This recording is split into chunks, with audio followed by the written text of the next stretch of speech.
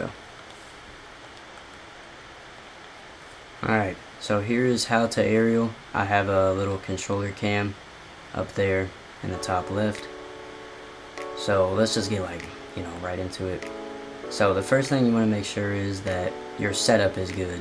So what I mean by that is you don't want it to be bouncing when you set it up, because it'll hit the wall weird like that and go way too high, or just bounce off entirely like that, and you gotta jump off and get it. Now most people, when you get a bad setup like that, if you're aerialing, you should be able to just kind of get that anyway, but not everybody can do that. So just make sure when you're first learning that you get that set up good. And the second thing is, after your setup, when it's rolling up the wall, you want to hit it with the front corner of your car. Whether that's on the left side, you want to hit it with the front right. Get that good pop there. That was a bad one, I don't know what I'm talking about. Like that. And if you're on the right side, you want to get it with the left corner of your car. And that should pop it up towards the goal.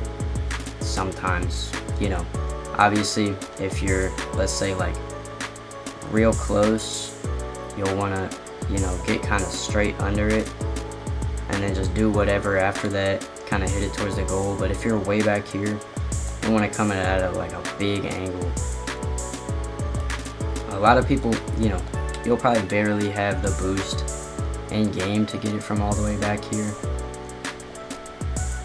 but it's good to practice just in case.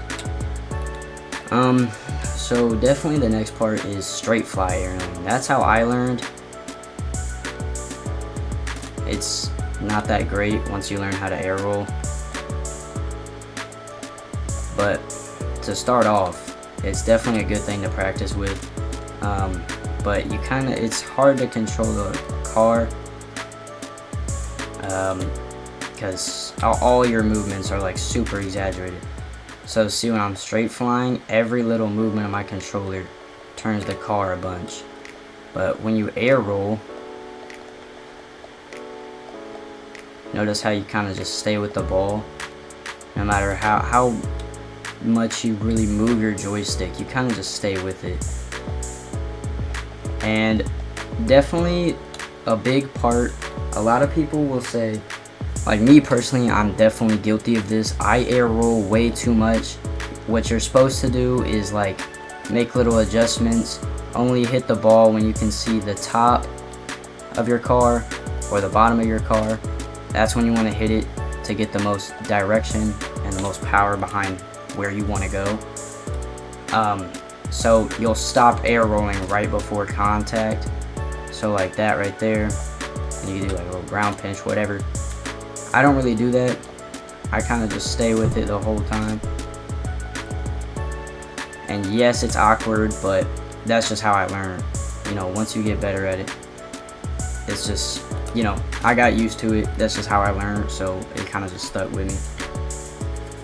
But definitely do not listen to me. I know I'm kind of the one teaching you how to do it, but do not listen to me as far as air rolling goes. I'm kind of new to this, so I myself don't really know 100% what I'm doing.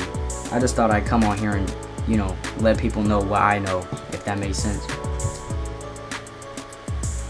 But definitely make sure you're not wanting to air roll too much.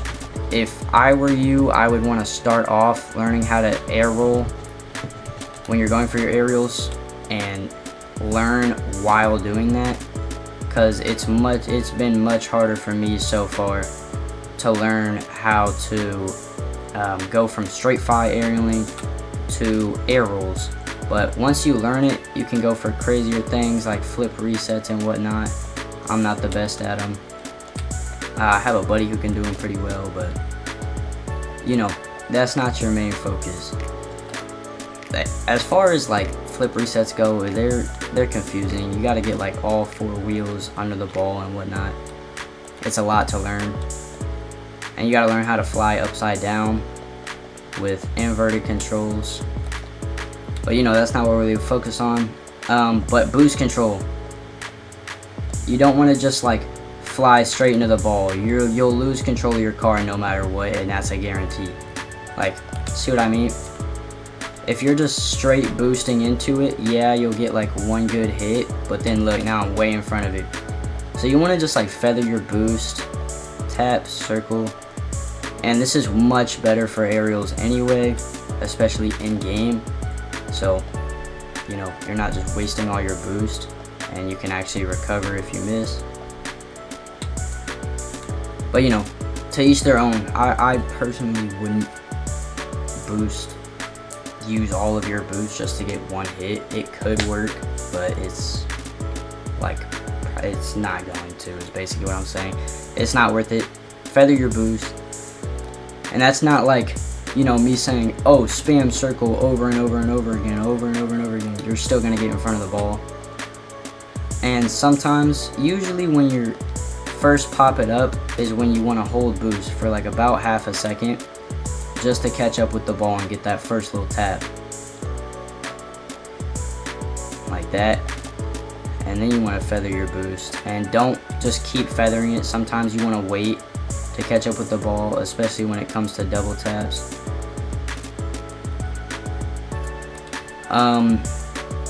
So boost control is definitely a big part of it, 100%. The speed that it rolls up the wall, you don't want it to be going like crazy fast, because yes, I can do that. You just have to slow down and get a light tap and not boost like into the ball.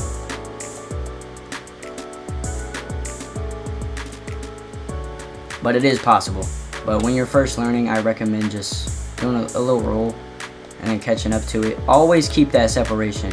If you just like roll it up the wall, okay, that's a bad example. If you just roll it up the wall, you're gonna get a bad tap. You're gonna get too far ahead of it. You never want to follow it up the wall, because then you're awkward. Always, right when it's about to roll up the wall, you want to slow down and then feather your boost 2 or 3 times just to catch back up to it. You'll get used to it. It's not a hard thing to learn, really. But that also comes with boost control. Everything matters. Setups, you want to come at an angle depending on where you are. If you're far back, you want to kind of swing wide like this, go out to the side a little bit, and then turn into it last second. If you're coming in close, you'll want to kind of come in at an angle and then get in front of it and pop it up. This will all make more sense like this.